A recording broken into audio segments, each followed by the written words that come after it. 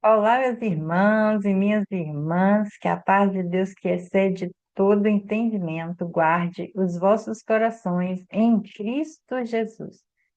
Quando Deus mostra que nada está fora do seu controle, o que aprendemos quando Deus continua agindo mesmo diante da resistência humana?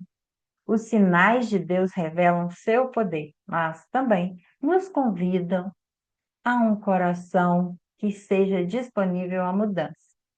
Eu sou Sandra Reis, estou aqui em Belo Horizonte, Minas Gerais. Qual sua cidade? Você que já me acompanha aqui, já se inscreveu no canal para deixar o seu comentário, a sua pergunta, o seu aprendizado, porque pode ser que o que você aprendeu pode também trazer ensino aos nossos corações. E você pode dividir conosco esse ensino. Vamos à nossa leitura de hoje. Êxodo capítulo 9. Disse, pois, o Senhor a Moisés: Vá ao Faraó e diga-lhe que assim diz o Senhor Deus dos Hebreus: Deixe o meu povo ir, para que me preste culto. Se você ainda não quiser deixá-lo ir e continuar a impedi-lo, saiba que a mão do Senhor trará uma praga terrível sobre os rebanhos do Faraó que estão nos campos, os cavalos, os jumentos, os camelos, os bois e as ovelhas. Mas o Senhor fará distinção entre os rebanhos de Israel e os do Egito. Nenhum animal dos israelitas morrerá. O Senhor estabeleceu um prazo. Amanhã o Senhor fará o que prometeu nessa terra. No dia seguinte, o Senhor o fez.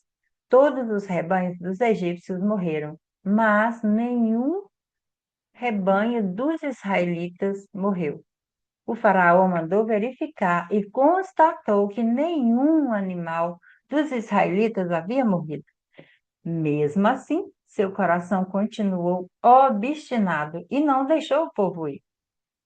Disse mais o Senhor a Moisés e a Arão: Tirem um punhado de cinza de uma fornalha.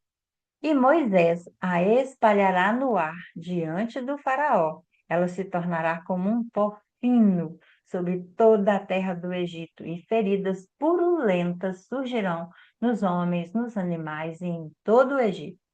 Eles tiraram cinza de uma fornalha e se puseram diante do Faraó. Moisés a espalhou pelo ar, e feridas purulentas começaram a estourar nos homens e nos animais. Nem os magos podiam manter-se diante de Moisés, porque ficaram cobertos de feridas, como os demais egípcios. Mas o Senhor endureceu o coração do Faraó e ele se recusou a atender Moisés e Arão, conforme o Senhor tinha dito a Moisés. Disse o Senhor a Moisés: Levante-se logo cedo, apresente-se ao Faraó e diga-lhe: Que assim diz o Senhor, o Deus dos Hebreus: Deixe o meu povo ir, para que me preste culto.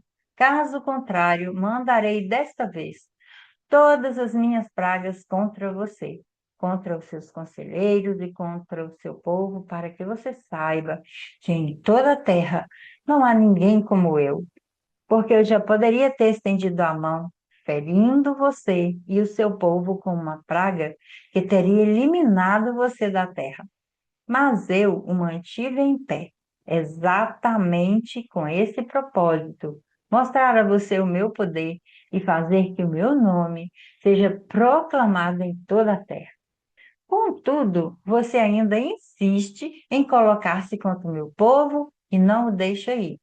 Amanhã, a esta hora, enviarei a pior tempestade de granizo que já caiu sobre o Egito, desde o dia da sua fundação até hoje. Agora, mande recolher os seus rebanhos e tudo que você tem nos campos, todos os homens e animais que estiverem nos campos, que não tiverem sido abrigados, serão atingidos pelo granizo e morrerão. Os conselheiros do faraó, que temiam a palavra do Senhor, apressaram-se em recolher os trigos dos seus rebanhos e os seus escravos. Mas os que não se importaram com a palavra do Senhor deixaram seus escravos e seus rebanhos no campo. Então o Senhor disse a Moisés: Estenda a mão para os céus e cairá granizo sobre toda a terra do Egito, sobre homens, sobre animais e sobre toda a vegetação do Egito. Quando Moisés estendeu a vara para o céu, o Senhor o fez vir trovões e granizo, e raios caíram sobre toda a terra. Assim, o Senhor fez chover granizo sobre a terra do Egito. Caiu granizo e os raios cortavam o céu em todas as direções. Nunca houve uma tempestade de granizo como aquela em todo o Egito, desde que esse se tornou uma nação. Em todo o Egito, o granizo atingiu tudo o que havia nos campos, tanto homens como animais, destruiu toda a vegetação, além de quebrar todas as árvores. Somente na terra de Gósen, onde estavam os israelitas, não caiu granizo. Então o faraó mandou chamar Moisés e Arão e disse-lhes: Desta vez eu pequei. O Senhor é justo. Eu e meu povo é que somos culpados. Orem ao Senhor. Os trovões de Deus e o granizo já são demais. Eu os deixarei ir. Não precisam mais ficar aqui. Moisés respondeu: Assim que eu tiver saído da cidade, erguerei as mãos em oração ao Senhor. Os trovões cessarão e não cairá mais granizo, para que saibas que a terra pertence ao Senhor. Mas eu bem sei que tu e os teus conselheiros ainda não sabem o que é tremer diante do Senhor.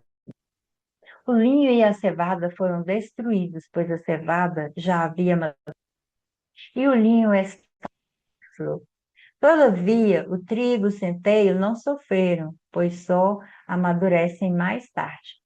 Assim Moisés deixou o Faraó, saiu da cidade, ergueu as mãos ao Senhor.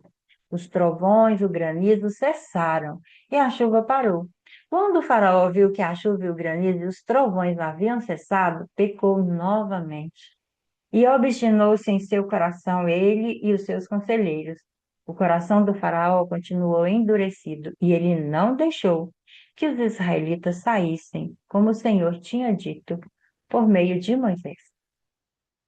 E aqui está o final do capítulo 9, uma narrativa de novas pragas enviadas ao Egito. E Deus fala novamente por intermédio de Moisés, anunciando que novas pragas viriam se o povo não fosse libertado.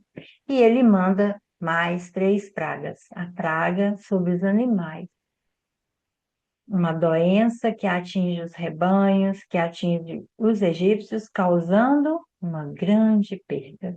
Depois, ele manda as úlceras, as feridas dolorosas que apareceram nas pessoas e nos animais. E, por fim, a chuva de granizo, que seria essa tempestade forte que destrói plantações, árvores, tudo que estava nos campos. Mesmo diante dos acontecimentos impressionantes, o coração de Faraó continua resistente. E em um determinado momento ele chega a reconhecer que errou, mas logo volta atrás quando o perigo passa. Quantas vezes isso também não acontece no nosso mundo, na nossa vida diária?